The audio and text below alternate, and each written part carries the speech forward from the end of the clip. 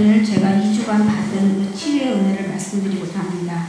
저는 작년까지 마음이 좀 강팍해진 상태로 교회를 다녔습니다. 예배 시간에 말씀 동네가 안 되었고 그러다 보니 하루하루 살아가는 것이 힘이 나지 않았던 것 같습니다. 제가 하고 있던 봉사도 신바람나게 하지 못하고 의무감으로 하다 보니 형식적인 부분이 컸다고 볼 수 있습니다. 주님이 주시는 참 평안과 안식은 저에겐 남의 일이었습니다. 피폐해진 제 영혼은 너무 목말라 했습니다. 결국 저는 목마름에 버티지 못하고 24년도를 기점으로 다시 돌아가자는 마음이 커졌고 다시 기도를 하자고 결심하게 되었습니다. 그 와중에 가정적으로 파도가 밀려왔습니다. 교회 행사로 바빴던 12월 25일에 저희 큰딸이 천안에서 운영하던 공방에서 수도가 얼어서 동파가 되었습니다. 그 여파로 옆 상가가 피해를 보게 되었습니다.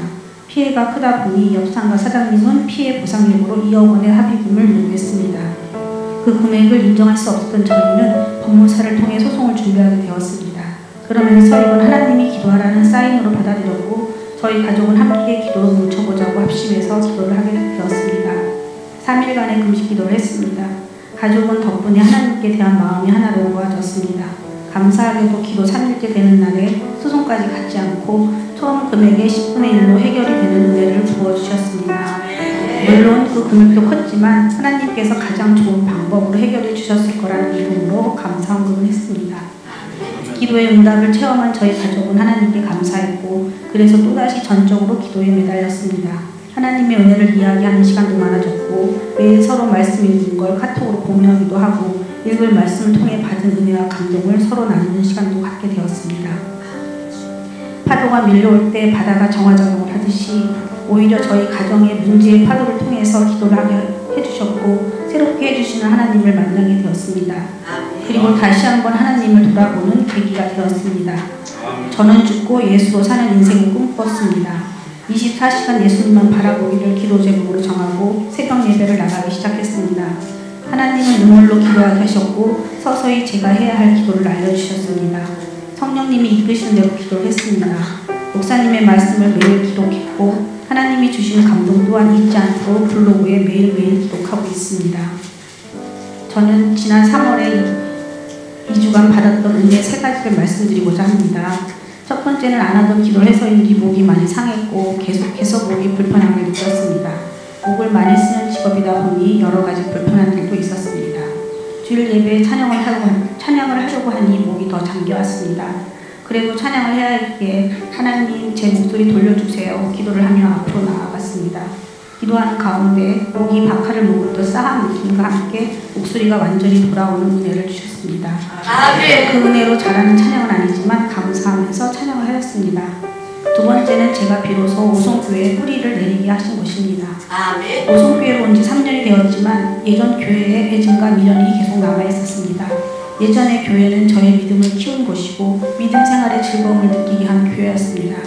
그렇기에 마음 한켠에 남아있는 앙금으로 인해 오송교회에 완전히 마음을 정착하지 못했고 내 교회, 우리 목사님이라는 마음이 적은 상태였습니다.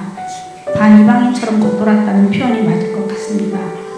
그러다가 기도하는 가운데 다 씻었다 하는 음성을 들었고 그 소리와 함께 내 마음속에 있던 앙금이 씻겨져 나가는 걸 느낄 수 있었습니다.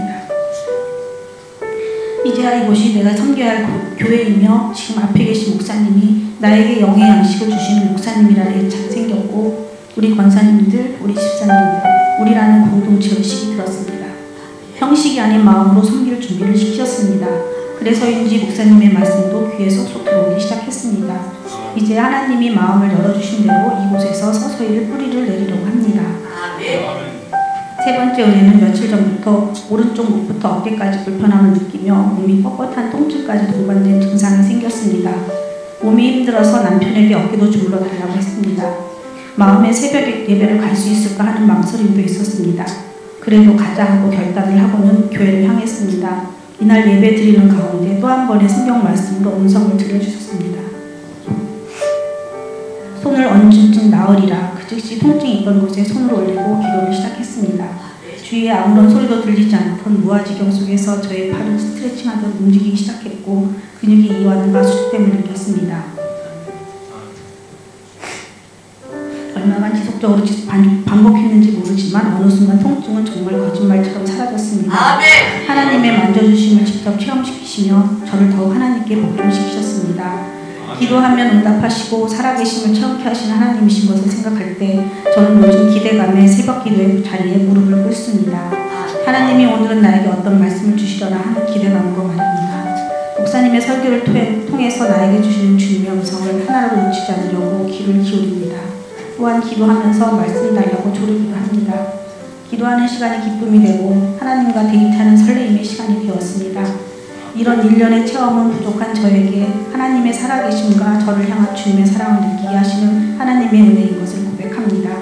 문제가 있으면 기도하고 또 응답받고 그 은혜로 살아가는 기쁨과 즐거움이 있습니다.